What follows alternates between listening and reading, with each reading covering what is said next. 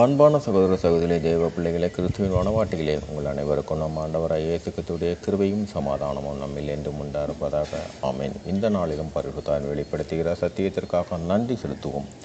இந்த நாளிலும் வெள்ளை அங்கிகளை பெற்றுக்கொண்டோம். இதனுக்குள்ள காரியமாக நேற்றைய தினத்தில் பார்த்தீங்கன்னா வெளிப்படுத்தல் விசேஷம் 6ஆம் அதிகாரத்தில் 9, 10 வசனத்தை காண்போம். இந்த நாளில் பார்த்தீங்கன்னா அதை வெளிப்படுத்தல் விசேஷம் 6ஆம் அதிகாரத்தில் 10, 11 வசனம். இங்கே கொடுக்கப்படுற காரியங்கள் பார்த்தீங்கன்னா அவர்களுடைய காரியம். இந்த 3 வசனங்களை வாசிக்கிறேன், உங்களுக்கு புரியும். இப்போது வெளிப்படுத்தல் 6ஆம் அதிகாரத்தில் 9, 10, 11. அவர் 5ஆம் முத்திரையை உடைத்த போது தேவ வசனத்தின் நிமித்தமும் தாங்கள் கொடுத்த சாட்சிகள் நிமித்தமும் கொல்லப்பட்டவர்களுடைய ஆத்துமாக்களை பலிபீடத்தின் கீழே கண்டேன். அவர்கள் பரிசுத்தமும் சத்தியம் உள்ள ஆண்டவரே, தேவரீர் பூமியின் மேல் குடி இருக்கிறவரிடத்தில் எங்கள் இரத்தத்தை குறித்து எதுவரைக்கும் நியாய தீர்ப்பு செய்யாமலும் பழி வாங்காமலும் இருப்பீர் என்று மகா சப்தமிட்டு கூப்பிட்டார்கள். 11ஆம் வசனத்தை பார்த்தீங்கன்னா, அப்பொழுது அவர்கள் ஒவ்வொருவருக்கும் வெள்ளை அங்கிகள் கொடுக்கப்பட்டது. அன்றியும் அவர்கள் தங்களைப் போல கொலை செய்யப்பட போகிறவர்கள் ஆகிய தாங்கள் உடன் பணிவிடைக்காரரும் தங்கள் சகோதரர்களின் தொகை நிறைவாகும் அளவும் இன்னும் கொஞ்ச காலம் இளைப்பாற வேண்டும் என்று அவர்களுக்கு சொல்லப்பட்டது. இதில் பார்த்தீங்கன்னா முதலாவது அவர்கள் சொல்லுகிற காரியமே 10வது வசனத்தில் பரிசுத்தமும் சத்தியம் உள்ள ஆண்டவரே.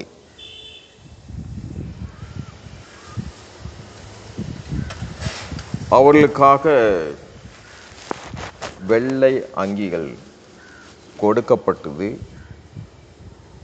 அவர்களுக்கு அப்பொழுது கொடுக்கப்பட்டது. ஆனால் நமக்கோ இங்கேயே நாம் தேவ ஈவுனாலும் இயேசு கிறிஸ்துவுடைய கிருபையினாலும் அதை நாம் பெற்று கொண்டவர்களாகவே இருக்கிறோம். இந்த காரியத்தில் பார்த்தீங்கன்னா இப்போது 1 கொரிந்தியர் 6ஆம் அதிகாரத்தில் 9, 10 வசனத்தில் பார்த்தீங்கன்னா முழுக்கவும் எல்லாமே உலக இச்சைக்கூடிய காரியமாக இருக்குது. 9, 10 வசனம் 6ஆம் அதிகாரத்தில். இப்போ 11ஆம் வசனத்தில் பார்த்தீங்கன்னா, உங்களில் சிலர் இப்படிப்பட்டவர்களாய் இருந்தீர்கள், ஆயினும் கர்த்தராகிய இயேசு கிறிஸ்துவின் நாமத்தினாலும் நமது தேவனுடைய ஆவியினாலும் கழுகப்பட்டீர்கள், பரிசுத்தமாக்கப்பட்டீர்கள், நீதிமான்கள் ஆக்கப்பட்டீர்கள். இதைத்தான் நம்ம வெள்ளை அங்கிகளை பெற்றுக்கொண்டவர்கள். அவர்களுக்காக என்னன்னு பார்த்தீங்கன்னா,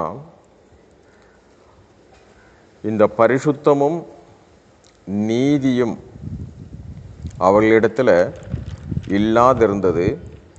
அதனால தான் அவர்கள் விசுவாசம் மேலோங்கி இருந்தது. கிறிஸ்துவுடைய சத்திய வசனத்திற்காகவும் அவர்களுக்காகவும் கிறிஸ்துவுக்காகவும் சாட்சிகள் மூலியமாகவும் அவர்கள் கொல்லப்பட்டார்கள். அங்கு அவர்களுக்கு சத்தியமும் நீதி இல்லை, ஆனால் விசுவாசம் இருந்தது. அந்த விசுவாசத்தினால் அவர்களை மீட்கப்பட்டார்கள். வெள்ளை அங்கிகள் கொடுக்கப்பட்டது. நமக்கு எதுவுமே அல்ல, தேவனுடைய ஈவுனால் நாம் எல்லாவற்றையும் இங்கேயே பெற்றுக்கொண்டோம். சகல இச்சையான காரியம் எல்லாமே இருந்தது. அதுதான் 1 கொரிந்தியரில் பார்த்தீங்கன்னா 1 கொரிந்தியர் 6ஆம் அதிகாரத்தில் 9, 10 வசனத்தில் பார்த்தீங்கன்னா எல்லா காரியம் இருந்தது.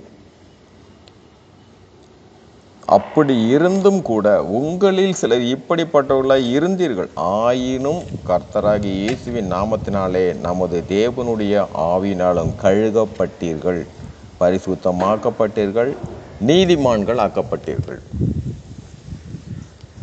இப்போ அதனால தான் பார்த்தீங்கன்னா நமக்குள்ளே எல்லாமே இருக்குது. அதே காரியம் நமக்கு இருக்குது.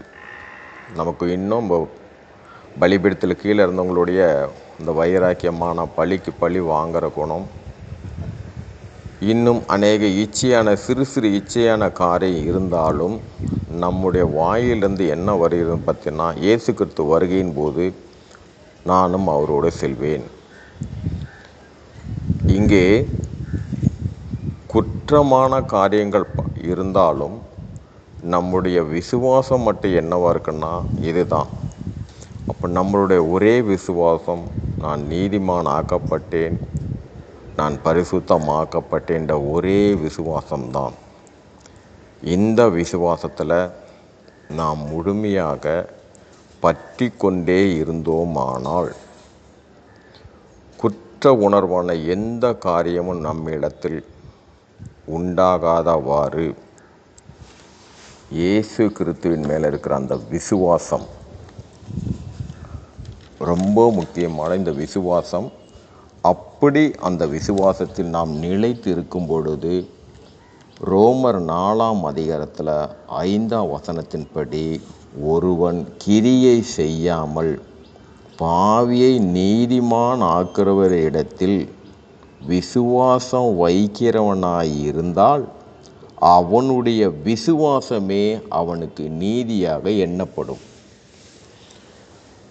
என்னிடத்தில் பாவம் உண்டு என்று நீங்கள் விசுவாசித்தீங்களால் அந்த பாவம் நீங்கள் விசுவாசிக்கிற காரியத்தின்படி அது எங்கேயும் போகாது. நம்முடைய ஆத்மாவே நமக்கு சாட்சியாக இருக்கும். என்னிடத்தில் பாவம் முழுவதும் உண்டாய் இருந்தது, அதை எல்லாவற்றையும் என் ஆண்டவராகிய இயேசு கிறிஸ்து என்னை அவருடைய சொந்த இரத்தத்தினால் மீட்டு கொண்டது மாத்திரமல்ல, என்னை அந்த இரத்தத்தினால் கழுகப்பட்டதனால் என்னிடத்தில் பாவம் என்றும் ஒன்றுமே அல்ல.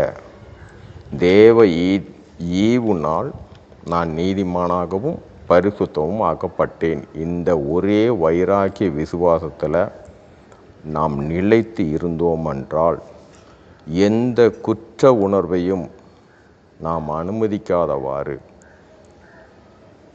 நான் அந்த ஒரே விசுவாசத்தில் நிலைத்து இருந்தோம் என்றால் நமக்கு எதிராக பலிபீடத்தில் கீழாக இருந்தவர்களிடத்திலிருந்து அந்த வைராக்கியமான பழிதாங்கும் எண்ணம் உண்டானதே, அந்த வார்த்தையை நம்மிடத்தில் வராதவாறு இந்த விசுவாசத்திலே நாம் இருக்கும் பொழுது, கிறிஸ்து என்கிற ஒரே விசுவாசத்தில் இருக்கும் பொழுதே மறுரூபமாவதற்கு எந்த தடை எதுவுமே இருக்காது. ஆனால் நம்மிடத்தில் குற்றமான உணர்வு உண்டாகும்போது, ஆம் என்னிடத்தில் பாவம் உண்டு என்று நம்ம விசுவாசிக்கும் போது அந்த பாவம் நம்முடைய ஆத்மாவே நமக்கு சாட்சியாக தான் இருக்கும். சரி, இந்த காரியத்திற்கு நம் பரிசுத்த ஆவியின் வெளிப்படுத்தின சத்தியத்திற்காக நன்றி செலுத்தும். இந்த காரியத்தின் மூலம் எல்லாவற்றிலும் மூவரிலும் ஒருவராக இருக்கிற என் தேவனே, உம்முடைய நாமம் ஒன்றுக்கே மகிமை உண்டாவதாக. ஆமென்.